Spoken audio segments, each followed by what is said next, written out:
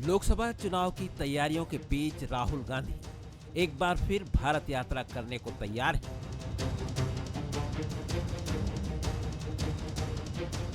भारत न्याय यात्रा अब भारत जोड़ो न्याय यात्रा बन गई है।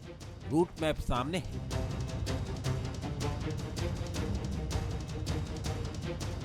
कांग्रेस का जोश भी हाई है, पर सबसे बड़ा सवाल अब भी यही कि क्या कांग्रेस को इस यात्रा से 2024 में न्याय मिलेगा।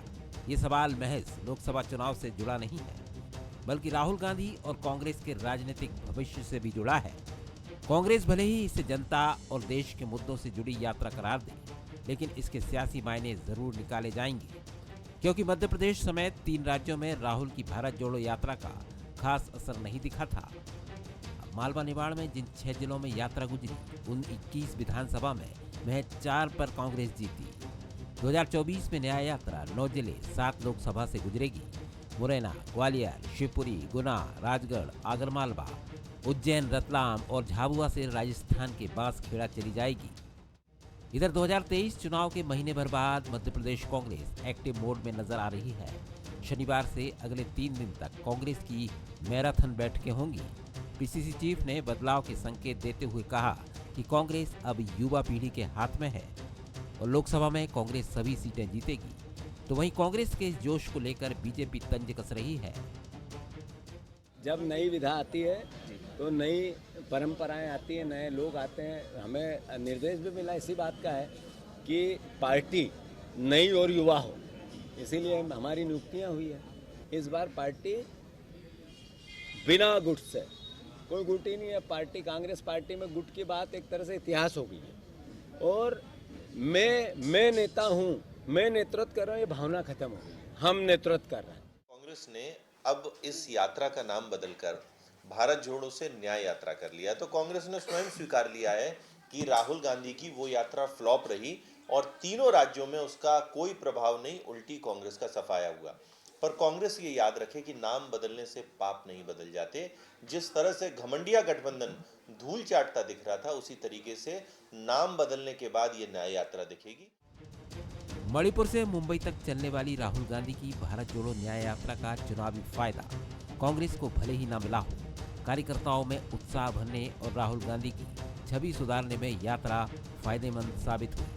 कांग्रेस के सामने 2024 की चुनौती के साथ 22 जनवरी का पड़ाव भी है, जब पूरा देश राममय होगा।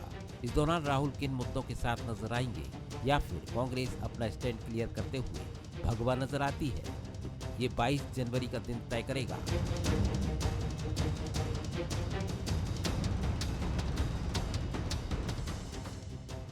सवाल नंबर 1, क्या बदलाव करके 24 की 64 जीत पाएगी कांग्रेस? सवाल नंबर 2, भारत जोड़ो न्याय यात्रा कांग्रेस को चुनावी नतीजों में न्याय दिला पाएगी? सवाल नंबर 3, राममय माहौल के बीच यात्रा किन मुद्दों के साथ सफर तय करेगी? नमस्कार, मैं हूं शरद द्विवेदी और हमारा आज का मुद्दा है 24 की 64। जीवन बदलाव के बिना क्या है? मनुष्य के बारे में भी डार्विन साहब तो ये दावा करते ही हैं कि बदलाव की एक लंबी प्रक्रिया से गुजरकर वो मनुष्य बना है। अलग अलग रूप स्वरूप उसके रहे हैं। आप सब जानते हैं जो डार्विन की थ्योरी से परिचित है। जीवन में सफलता के शिखर तक या सफलता तक पहुंचने के लिए भी आप कितने बदलाव करते हैं। किसी को गुस्सा ज़्यादा आता है तो वो गुस्से पर नियंत्रण करता है। कोई जल्दी निराश हो जाता है तो वो अपनी निराशा से उबरने की कोशिश करता है। कोई बहुत जल्दी उत्साह में आ जाता है तो वो उत्साह पर नियंत्रण करता है, जोश के साथ होश को। कांग्रेस के लिए जब ये बात उठती है कि उसे भी समय, वक्त, परिस्थिति के अनुसार कुछ परिवर्तन आमूलचूल नहीं करने होंगे, तो ये बड़ा कठिन होता है। क्योंकि आपसे, हमसे भी जब कोई कहता है कि शरद जी बदलना होगा आपको, ऐसे तो आगे नहीं बढ़ पाएंगे, तो इतना बुरा लगता है साहब। आपको ईमानदारी से बताएं, इतना बुरा लगता है क्योंकि हम सब ने अपनी एक छवि बना रखी है, ये मैं हूँ, और हम मानते हैं कि हमसे बेहतर कोई नहीं है। दुनिया में 1.5 अकल, एक मेरे पास और आधी पूरी दुनिया में बटी हुई है। चाहे कोई व्यक्ति हो, चाहे कोई संगठन हो, वो ऐसा ही कई बार सोचने लगता है। हमको बताया जा रहा है बदलें आप, हमको समझाएंगे आपकी बदलें, पहले आप तो बदल जाइए भाई साहब। यही चुनौती बढ़ती चली जाती है। लेकिन कांग्रेस, अच्छी बात है कि बदलाव की बात कर रही है। जीतू पटवारी जी जो प्रदेश अध्यक्ष हैं, बदलाव की बात कर रहे हैं और यात्रा पर फिर निकल रहे हैं कांग्रेस के वरिष्ठ नेता राहुल गांधी। बहुत अच्छी बात है, शुभकामनाएं। लेकिन इस यात्रा को लेकर कुछ प्रश्न हमारे मन में भी हैं। जल्दी से एक नज़र उन प्रश्नों पर भी डाल लीजिए, फिर चर्चा की तरफ लौटें। यात्रा के दौरान उठाए जाने वाले मुद्दे कितने स्पष्ट होंगे, ये बहुत आवश्यक है। भावनात्मक तौर पर छूने वाले मुद्दे होना बहुत आवश्यक है। सहयोगी दलों को का कितना समर्थन मिलेगा कांग्रेस को, और यात्रा के दौरान क्या आपसी तालमेल का भी एक संतुलन बना रहेगा, तो ये वो प्रश्न हैं जो हमने उठाए हैं। अब आगे चलिए मेहमानों की तरफ। मेरे साथ स्टूडियो में है शैलेंद्र सिंह राजपूत, हमारे एग्जीक्यूटिव एडिटर, वो हमारे साथ रहेंगे, और साथ ही हैं अभिनव बरोलिया जी, कांग्रेस के प्रवक्ता हैं, युवा नेता हैं, बहुत स्वागत करता हूं उनका। और बीजेपी की तरफ से हमारे साथी होंगे अजय धवले जी, जो युवा नेता हैं, बीजेपी के प्रवक्ता हैं, और अभिनव जी के बड़े अभिन्न मित्र भी हैं। तो आप दोनों मित्रों का बहुत स्वागत। एक और मेहमान जुड़ेंगे, जब वो जुड़ेंगे तो उनका परिचय उसी समय आपसे होगा। शैलेंद्र जी, बदलाव कठिन प्रक्रिया है, ये खुद ही का ऑपरेशन करने जैसा है कि आप खुद ही अपने हाथ में उठाते हैं सर्जरी के इंस्ट्रूमेंट और खुद ही अपनी चीरफाड़ करते हैं। ये it is not going to be a very easy task, बहुत कठिन होता है। कांग्रेस जब बदलाव की बात करती है तो क्या आपको अटकती हुई भी दिखती है? एक दिन पहले भी हमने बात की कि राम मंदिर के मसले को लेकर कई बयान ऐसे आ जाते हैं या अनेक मुद्दों को लेकर, प्रधानमंत्री को लेकर, जो कहीं ना कहीं कांग्रेस के लिए ही बूमरैंग होकर नुकसान पहुंचाते हैं। जी बिल्कुल, देखिए कांग्रेस का जो मर्ज है अभी फिलहाल, उसको सर्जरी की ज़रूरत है, तो चीरफाड़ से तो उसको गुजरना ही होगा। और जहाँ तक राहुल गांधी की इस यात्रा का सवाल है, देखिए पहली जो यात्रा थी वो बहुत अलग थी, कांग्रेस ने भी उसको अलग तरह से प्रस्तुत किया। वो एक आध्यात्मिक यात्रा थी, राहुल गांधी शुरू से बोलते रहे वो देश को समझना चाहते हैं, और सबसे बड़ी बात है वो उनकी छवि को नए सिरे से गढ़ने की यात्रा थी। और आपने उस पूरी यात्रा में देखा कि वो उसी भावभंगिमा में रहे, चाहे उनका फिर लुकआउट हो, दाढ़ी हो, उनकी टी शर्ट हो, उसकी चर्चा होती रही। तो राहुल गांधी पर वो पूरी फोकस थी और कुछ हद तक वो उसमें सफल भी रहे अपनी छवि एक गढ़ने में। लेकिन देखिए शरद जी, ये जो यात्रा है ये शुद्ध राजनीतिक होगी। इसके नाम से ही आप समझ लीजिए कि भारत जोड़ो न्याय यात्रा। अगर वो किसी को न्याय दिलाने निकल रहे हैं तो शुद्ध राजनीतिक यात्रा होगी। और आप ये कहना चाह रहे हैं कि कुछ ऐसे चेहरे भी जुड़ने चाहिए इस यात्रा से जो जनता की नुमाइंदगी करें, और जो ऐसे चेहरे हों जो पॉलिटिकल एक कहीं ना कहीं एक वर्बेटम सेट करें, कहीं ना कहीं एक पॉलिटिकल नैरेटिव सेट करें। क्योंकि आप भारत जोड़ो न्याय यात्रा की बात कर रहे हैं तो उसके प्रतीक आपको भारत से चुनने होंगे, जिन 14 राज्यों से आप गुजरेंगे। पहली यात्रा में भी ये किया था राहुल गांधी ने शरद जी। बहुत से लोग ऐसे जुड़े थे जो एनजीओस थे या विभिन्न सामाजिक संगठनों से जुड़े हुए थे, समाज के विभिन्न क्षेत्रों में काम कर रहे थे, और उसकी चर्चा भी बहुत हुई, चाहे फिल्म अभिनेता हो चाहे अभिनेत्रियां हो। तो ये पहली यात्रा में तो उनको काफ़ी चर्चा मिली थी। लेकिन ये मैं जैसा कि मैं बोल रहा हूँ शुद्ध राजनीतिक यात्रा है। और इस एक बदली हुई हालात ये भी है कि अब इंडिया गठबंधन है, उसके साथियों का भी उनको ध्यान रखना है। तो ये सब कुल मिलाकर ये शुद्ध राजनीतिक यात्रा हुई, और शुरू से ही आरोपों से घिर जाएंगे राहुल गांधी, ये तय है, क्योंकि उन पर आक्रमण होंगे जब राजनीतिक यात्रा करके वो निकालेंगे। और सबसे बड़ी बात है जो माहौल है, वो जो टाइमिंग है वो बहुत कांग्रेस के लिए मुश्किल होगी, क्योंकि लेकिन चुनौती भी है ये। जी बिल्कुल, क्योंकि आपको ये प्रूव भी करना पड़ेगा कि आपने सही समय पर सही यात्रा निकाली, सही परिणाम भी आपको लोकसभा चुनाव के बाद सब पूछेंगे कि यात्रा का नतीजा क्या हुआ। अजय जी मुस्कुरा रहे हैं। अजय जी, कभी भी प्रतिद्वंदी को हल्के में नहीं लेना चाहिए, और बीजेपी लेती भी नहीं है और कांग्रेस भी आपको नहीं लेती। आप लोगों के बयान भले ही एक दूसरे को लेकर हल्के में लेने की ध्वनि बताते रहें, लेकिन हमें मालूम है कि बीजेपी की निगाह रहती है तो कांग्रेस पर, और कांग्रेस की निगाह रहती है तो बीजेपी पर। बहरहाल, किस तरह से देखते हैं आप यात्रा और कांग्रेस के मध्य प्रदेश में होने वाले बदलावों को, जिसकी बात जीतू पटवारी जी, प्रदेश अध्यक्ष कांग्रेस, कर रहे हैं? शरद जी, पहली बात तो जैसा कि आपने कहा कि भारतीय जनता पार्टी कभी भी अपने अपोनेंट्स को कैजुअली नहीं लेती। हम निश्चित तौर पे लोकतंत्र में है, तो लोकतंत्र में जो विपक्षी दल होता है उसको आपको सीरियसली लेना पड़ता है, क्योंकि उसकी नीतियों से ही आपका काउंटर डिफाइन करता है, और आपकी नीतियां भी उसी की नीतियों पे आधारित होती है, और लोकतंत्र में ये अच्छा भी है।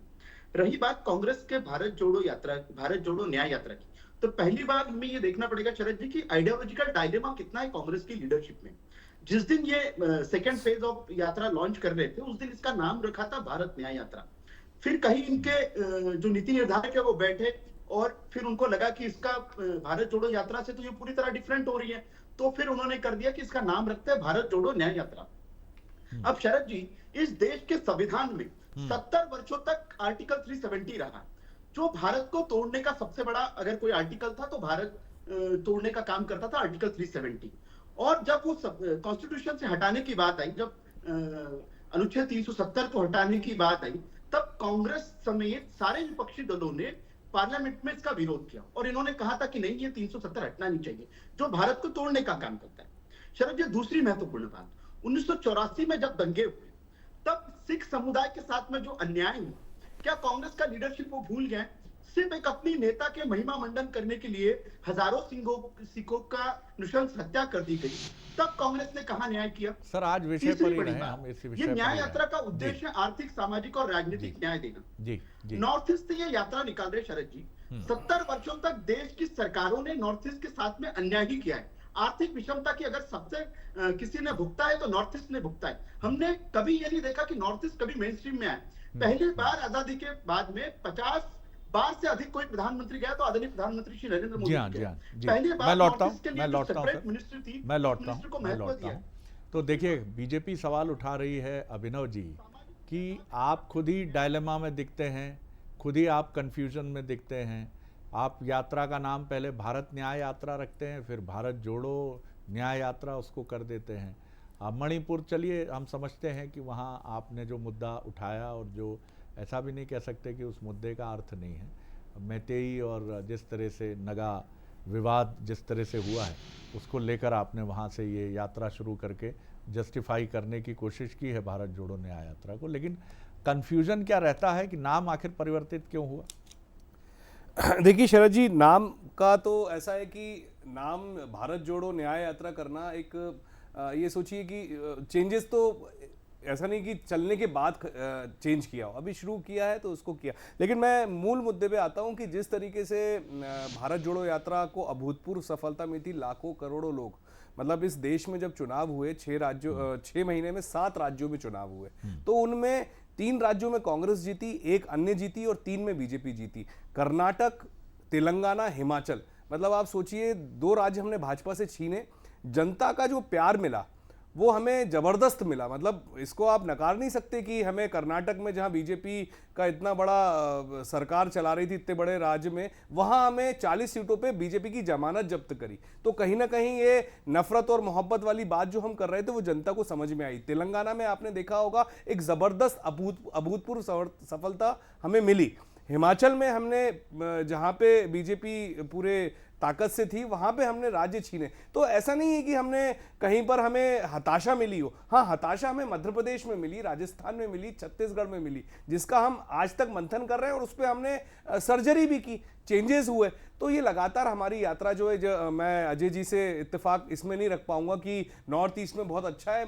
ये भारत जोड़ो न्याय यात्रा उसी चीज के लिए है कि नॉर्थ ईस्ट से हम शुरू कर रहे हैं, जहां पर आज मणिपुर जल रहा है, कर्फ्यू है पूरे राज्य में, स्थिति बहुत ही डरावनी है, जहां पे प्रधानमंत्री जी नहीं जा रहे हैं। हम जगाना चाहते हैं कि वहां जाएं। उसके बाद आप देखेंगे 366 सीटें इस यात्रा के दौरान आ रही हैं। ठीक है, आप राजनीति कह रहे हैं, उसमें हमारे पास 14 से 15 सीटें हैं मात्र। हमारी कोशिश ये रहेगी कि 366 में से हमारे साथ जो सहयोगी हैं, जितने भी हैं, चाहे उसमें तृणमूल हो, चाहे आरजेडी हो, चाहे शिबू सोरेन जी की पार्टी हो, ये तमाम जो पार्टियां हैं हमारे साथ इंडिया गठबंधन में, तो ये पूरी ताकत से हम चाहेंगे कि वो जो सीटें हैं हमारी वो बढ़ें और हम सरकार बनाने की स्थिति में आए। अगर हमने 100 सीटें भी क्रॉस करी 366 में से इन 14 राज्यों के चुनाव यात्रा में, भारत जोड़ो न्याय यात्रा में, तो ये हमारे लिए अच्छा रहेगा। जी जी, जगदीश द्विवेदी जी वरिष्ठ पत्रकार, राजनीतिक विश्लेषक जुड़ गए हैं। जगदीश जी, एक बड़ा खूबसूरत शेर है, वो वक्त का जहाज था मेरा लिहाज करता क्या, वो वक्त का जहाज था मेरा लिहाज करता क्या, मैं लोगों से हाथ मिलाने में रह गया। ये हम सब की कहानी होती है कई बार कि हम लोगों से हाथ मिलाने में रह जाते हैं और वक्त जो किसी जहाज की तरह होता है वो निकल जाता है और हम कहते हैं वक्त बीत गया, जबकि बीतते हम हैं। ये तो दार्शनिक बात हो गई। लेकिन कांग्रेस के लिए वक्त न बीते, वो लौटे अपने उसी सुनहरे मंजर की तरफ जो अतीत में उसका हमसफर रहा है और आगे फिर हो सकता है। शुभकामनाएं हैं उसको, लेकिन एक बड़ी लंबी प्रक्रिया से गुजरना होगा। इस बार की राहुल गांधी की यात्रा पिछली बार की रिप्लिका नहीं होनी चाहिए, प्रतिकृति नहीं होनी चाहिए। कितना आगे वो जा सकते हैं और मध्य प्रदेश में बदलाव की भी बात है। जी जगदीश जी। सबसे पहले तो शरद जी मैं ये कहूंगा कि राहुल गांधी की पिछली जो यात्रा थी, निश्चित रूप से उस यात्रा ने उन्हें एक गंभीर राजनेता के रूप में स्थापित करने का खुद को उन्होंने प्रयास किया था। उस यात्रा में कुछ चीजें रही उस यात्रा में ऐसी कि जिनको लेके सवाल उठे। तो जब राजनीति होती है शरद जी, तो इस तरह के सवाल उठते हैं। और दोनों तरफ आजकल आप सबसे बड़ी चीज जो आजकल हो गई है वो ये है कि सोशल मीडिया पे किस तरह से कैंपेनिंग की जाती है, किस नेता की किस तरह से इमेज बिल्टअप की जाती है। एक तरफ से बनाने की कोशिश होती है, एक तरफ से बिगाड़ने की कोशिश होती है। लेकिन मैं मानता हूं कि भारत न्याय यात्रा अपनी जगह राहुल गांधी को सफलता देती हुई दिखेगी और उन्हें और स्थापित करेगी। लेकिन पिछली बार यात्रा में बहुत सारी चीजें रह गई थी, क्योंकि इस डिबेट में बहुत सारी चीजों को मैं नहीं खोदना चाहता। कुछ विवादास्पद लोगों का साथ मिला, कुछ ऐसे लोग आए। यात्रा को पूरी तरह आप पिछली बार उन्होंने कहा था, इस बार शुद्ध रूप से उनको कहना चाहिए कि यात्रा पूरी तरह राजनीतिक है और ये यात्रा सिर्फ पार्टी को, आप सीधी बात जब तक कहेंगे, जनता सब चीजें समझती है, और सीधी बात करिए। भारत की आप ना तो आत्मा समझने निकले हैं, उसके लिए बहुत सारे लोग हैं और वो उसके लिए यात्राओं की जरूरत नहीं होती। और सीधी बात, और अब पार्टी का वोट बैंक कैसे बढ़ाएं, एक बात। दूसरी बात, राहुल गांधी को इस बात पर ध्यान देना पड़ेगा कि जहां जहां संगठन, जैसे मध्य प्रदेश में जहां से गुजर रही है, हम मध्य प्रदेश में फोकस रहे हैं, राजस्थान, छत्तीसगढ़, इनमें जहां से गुजर रही है वहां इन्होंने फिर से एक बार, आप देखिए एमपी में ट्राइबल वोट को टारगेट किया है। उन जगहों से यात्रा ज्यादा गुजर रही है जहां एससी एसटी वोट परसेंटेज ज्यादा है। और पिछले बार भी विधानसभा चुनाव के पहले जब ये यात्रा निकली थी तब भी यही टारगेट किया गया था। लेकिन कहीं ना कहीं मैं, राहुल गांधी की यात्रा बहुत अच्छी हो सकती है, लेकिन संगठन को कसना, संगठन को भी मजबूत करना, उस पर भी कांग्रेस को दूसरी तरफ से ध्यान देना होगा। क्योंकि जब तक आपका कार्यकर्ता मजबूत नहीं होगा, कार्यकर्ता समर्पित नहीं होगा, आप तब कितनी तक भी ये यात्राएं चुनौतियां करो, रहेंगी। सरकारें नहीं आएंगी शरद जी जी बिल्कुल आपने सही कहा जगदीश जी, ये बहुत महत्वपूर्ण बात है। और मैं चूंकि इस समय राम प्रसंग पूरे देश में, बल्कि मैं कहूँगा संसार में चर्चा का केंद्र बिंदु है, तो प्रभु श्री राम से कुछ चीज़ें हम सभी को स्मरण में रहती हैं और सीखना भी चाहिए कि वो अपने मजबूत प्रतिद्वंदी से भी सीखते थे। उन्हें लगता था कि किस तरह आगे बढ़ना है। तो आपको एक मिनट मेरी बात सुन ले। जी जी जी जी जी बोलिए। शरद जी, यही वो राम है जिन्होंने बीजेपी को यहाँ पे ले आए और कांग्रेस को वहां पे ले आए। बिल्कुल। अब उन रामों की व्याख्या भिन्न रूप में होती है, लेकिन उसके मूल में शरद जी आप ये जानते हो राम ही है। शायद जगदीश जी अगर राम को उसी भाव से कांग्रेस भी पुकार ले तो राम तो सबके हैं। राम न कांग्रेस के हैं न बीजेपी के हैं, राम तो कण कण के हैं, अखिल ब्रह्मांड के राम हैं। लेकिन राम को पुकारने के लिए राम का वो भाव और वहाँ कई सारे प्रश्नों के द्वंद्व से मुक्त होना होगा। यही सवाल शैलेंद्र जी मैं आपकी तरफ लेकर आता हूँ कि आपको द्वंद्व से मुक्त होना होगा, अपने प्रतिद्वंदी की कटु आलोचना से। और जैसा जगदीश जी ने बहुत खूबसूरत बात कही कि आपको किसी बच्चे को गोद में उठाना होगा। कई जगह आप शिवराज जी से सीख सकते हैं, कई जगह आप नरेंद्र मोदी जी से सीख सकते हैं। लेकिन आप अगर सीखने के लिए तत्पर हों, आप ये माने कि ये हमारे प्रतिद्वंदी के तौर तरीके अच्छे हैं, किस तरह से नरेंद्र मोदी जी आगे बढ़ते हैं, किस तरह के विषयों को वो लेकर जन भावनाओं के अनुरूप आगे चलते हैं, इन सारे विषयों से परहेज रखकर आप लड़ाई कितनी लड़ पाएंगे? देखिए, असली लड़ाई ब्रांड मोदी से ही है, राहुल गांधी की। ये पिछली यात्रा में भी उन्होंने समझा था और कोशिश की थी कि राहुल गांधी की एक अलग छवि बने, और इस यात्रा में भी ये कहीं ना कहीं इसका प्रभाव रहेगा, क्योंकि जब भी आप खड़े होंगे तो ब्रांड मोदी से ही आपका मुकाबला होगा।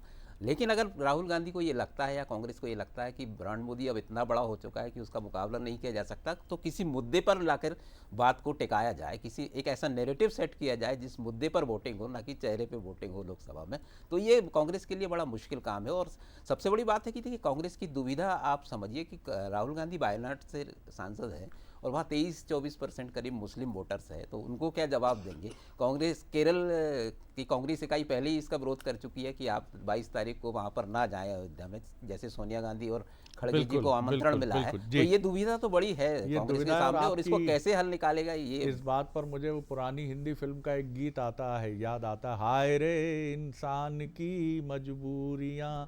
तो यहाँ वोट की मजबूरियां भी राजनेताओं के हाथ बांध देती है। अजय धवले जी, बीजेपी ने प्रभु श्री राम का नाम लिया और उसकी चुनावी नाव ऐसी पार हुई कि न भवसागर में उलझी और न कहीं अटकी, और अब तो उसके खेवनहार ऐसे हैं कि 2024 भी बड़ा उज्जवल आप लोग देख ही रहे हैं और दावे भी सामने आ रहे हैं कि नारा भी आपने तैयार कर ही लिया है, तीसरी बार फिर भाजपा सरकार और मोदी जी फिर तीसरी बार, तो तमाम चीज़ें तय कर ली हैं। बहरहाल किस तरह से आप देखते हैं, आखिर राम के नाम से परहेज तो कांग्रेस को भी नहीं है, कुछ दुविधा द्वंद्व कई बार प्रकट हो जाते हैं। जी देखिए शरद जी, बहुत महत्वपूर्ण बात है कि राम कभी भी राजनीति का मुद्दा नहीं होने चाहिए। राम इस देश की आस्था का मुद्दा थे, राम जन जन का और कण कण में बसने वाला विषय था।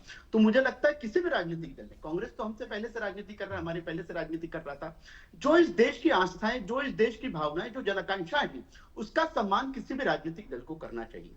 रही बात प्रभु श्री राम की, तो ये देखिए कि ये उनकी महिमा है और उनका पुरुषार्थ है कि उन्होंने आज देश को एक सूत्र में बांध दिया। हम कहते हैं 140 करोड़ देशवासी इस राम के प्रिय है और राम उनको प्रिय है, लेकिन कांग्रेस ने कहीं ना कहीं अपनी सरकारों के समय उस वैचारिक मुद्दे को, जो इस देश की सनातन संस्कृति और आस्था का मुद्दा था, उसके साथ में खिलवाड़ किया।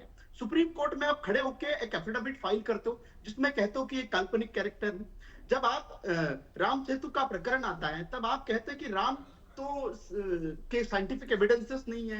जब जब सर्वोच्च न्यायालय में प्रकरण चलता है, आपके पार्टी के लॉयर्स खड़े आप क्या ये मांग भी करते हैं कि राहुल जी को अपनी यात्रा के दौरान इन प्रश्नों के तर्क समाधानकारक उत्तर देने चाहिए? जी शरद जी, देश उत्तर मांगेगा आपसे, देश अपेक्षा भी करता है कि देश का विपक्षी दल इस मुद्दे पे क्या स्टैंड कर रहा है। बोलिए अभिनव जी, अभिनव जी बोलिए। अभिनव जी कि राम सेतु वाला मुद्दा तो भारतीय जनता पार्टी की सरकार में खुद लगा था, आपको शायद सबको याद होगा। तो ये कैसे लग गया था राम सेतु? जब ये सेतु परियोजना जब आई थी तब इन्हीं के लोगों ने इसको कोर्ट में तो तभी आया था ये मामला। तो ये बात को आप कैसे बोल सकते हैं कि कांग्रेस ने उठाया?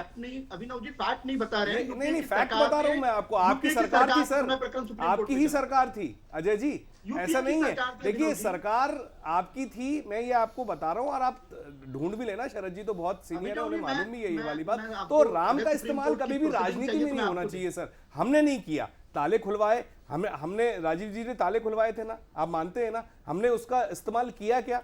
नहीं किया ना, आपने किया। ये एक बात है। चलिए बोलिए दौले साहब, बोल लीजिए जल्दी से। जी अभिनव जी, राजीव गांधी जी ने ताले अगर खुलवाए हैं तो आप सबसे बड़ी बात देखिए कि आपके जो नेता हैं वो ये कह रहे हैं कि राजीव गांधी जी ने सबसे बड़ी भूल कर दी ताले खुलवा कर। चलिए बोल लीजिए अभिनव जी जल्दी, वक्त कम है मेरे पास में 30 सेकंड में वाइंड अप यही आप रह जाते हैं। राम सबके हैं, मेरे भी राम है, आपके भी राम है। राम का नहीं, हमें जनता की बात। चलिए महंगाई, बेरोजगारी, आगे मुद्दे उठने चाहिए। देश में क्या स्थिति, बहुत धन्यवाद अभिनव जी, बहुत धन्यवाद राम तो अजय जी, सबको पाल रहे हैं। बहुत धन्यवाद जगदीश जी, बहुत धन्यवाद शैलेंद्र जी।